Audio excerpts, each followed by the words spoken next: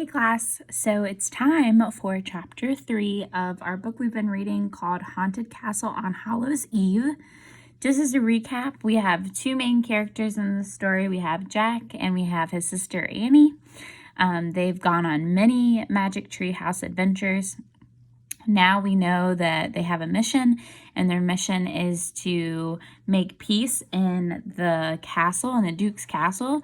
So they were on their way with a friend, Teddy, to see if they could figure out and complete their mission. So we are on chapter 3, and I will start reading now, and of course show you the pictures as we go along when there are pictures. Chapter 3 is called Rock. It was cooler outside now. Daylight was fading quickly. The wind had picked up. A grand adventure for us, eh? Said Teddy.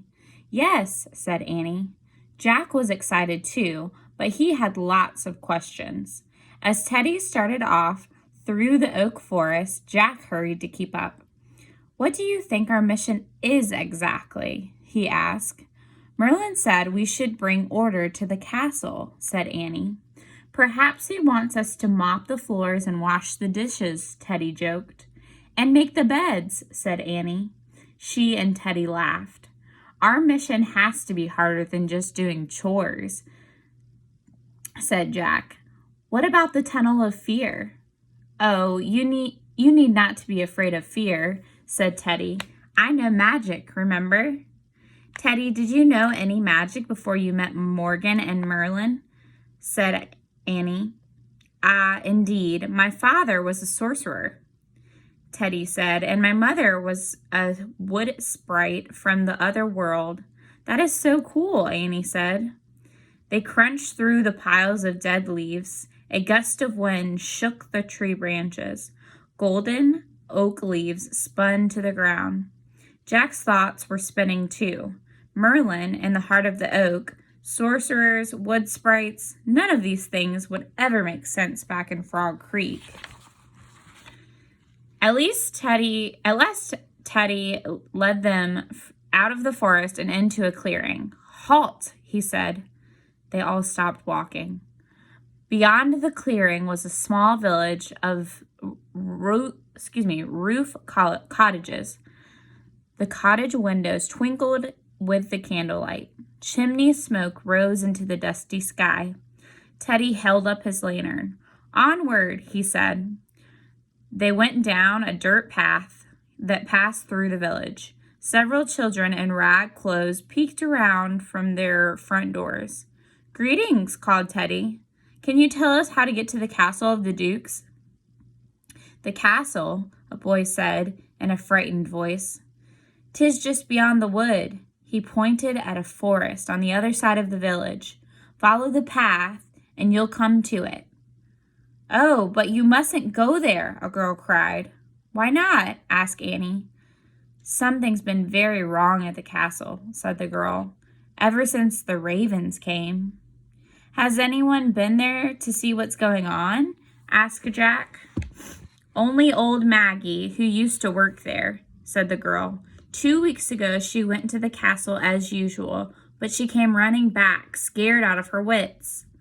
Maggie said the castle is all haunted with ghosts, said a boy. She keeps repeating the same rhyme over and over. Ghost? Said Jack. His mouth felt dry. But Teddy just laughed. Ghosts don't scare me, he said. Have you ever seen one, Teddy? Asked Annie. No, but I should like to, Teddy said with a grin. Look, one of the girls pointed at the sky. The ravens are back. A flock of large blackbirds was flying low in the dark gray sky. The village kids screamed. Several grown-ups rushed out of their cottages. Go away, an old woman yelled at the ravens. She picked up a handful of stones and began throwing them at the birds. Leave us alone. Stop, stop, cried Annie. You'll hurt them. A stone struck one of the ravens. It fell to the ground. Oh no, cried Annie. The grown-ups pulled their children inside. Doors slammed and shutters closed. Annie dashed to the fallen bird and kneeled beside it. Jack and Teddy hurried over to Annie and the fallen bird. The bird was crouched, slightly spreading its wings. Its head was bowed as it made a low, squeaking sound. One of its tail feathers was bent. "Cuckoo!" Teddy said loudly. He looked at Jack. "I once journeyed to the island of the birds to study their language," he said. "I learned a bit of a dove there too, but no raven." "Don't worry," said Jack.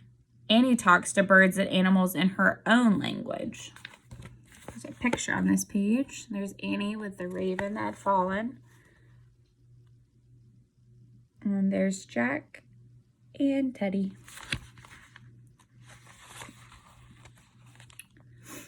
"I'm sorry for what they did to you," Annie said softly to the raven. She stroked its silky black head. "What's your name?" "Rock," the raven croaked. "Rock? Your name is Rock?" said Annie. "Rock, Rock," croaked the raven. "See, I told you," Jack said to Teddy. "Rock, they were afraid of you for some reason," Annie said. Rock made soft, bellow-like sounds. "Craw, craw." "Yes, that's why they knocked you out of the sky," said Annie. "One of your tail feathers is bent, but your wings don't seem hurt." Rock fluttered his long, black wings. He took a few feeble steps. "Go on, Rock," Annie said. "You can do it." The raven flapped his wings again. "Kirk," he croaked. He lifted off the ground. "Great," said Annie, clapping. Rock flapped his wings. He glided up into the twilight. He swooped with ease back down to Annie. "Craw, craw," he said, as if thanking her. "Be careful, Rock," Annie shouted. They all waved as the raven sailed off into the sky. Annie smiled at Jack and Teddy. "He was really nice," she said. "Indeed he was," said Teddy. "I think your gentle words were healing to him." "I wonder why the people here are so afraid of ravens," said Annie. "Yeah," said Jack. "And what's that stuff about ghost?" "Ghost?" said Teddy. He smiled. "You need not fear ghosts when you're with me." Jack shrugged. "I'm not really afraid." "Not afraid?" said a feeble voice. Jack, Annie, and Teddy whirled around. An old woman stood in the dark doorway of a cottage. She leaned forward in a cracked voice, and she said, "Where is the girl who spins wool into thread? Where are the boys who play chess before bed? Where is the hound who waits to be fed?" The old woman stared at them with a fearful look in her eyes. Then she stepped back into her cottage and closed the door. A shiver went up Jack's spine. "That was strange," he said. And here's a picture of the old woman. She's talking to Teddy and to Jack and to Annie.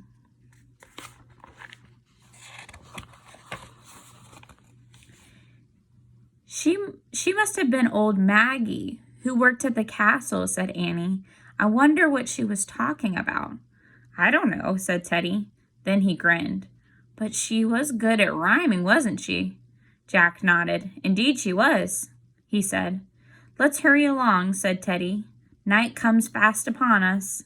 Leaving the cottage behind, the three hurried on into the gathering dark. They left the village and followed the path through the woods. Teddy held up his lantern to light their way. The wind blew the branches of the trees, making them whisper in the chilly autumn night. When they finally came out of the woods, they all gasped in wonder.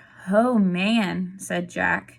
Towering before them in the moonlight were the walls of a huge stone castle. And that is the end of chapter 3. So I wonder if you guys can predict what's going to happen in the next chapter. Maybe they're going to climb over the stone castle and get inside. Maybe they're going to meet someone new that they haven't met before. But I'd love to hear some of your predictions. So be thinking about predictions that you have for this chapter. All right, I'll be back with the next chapter of our text. Bye.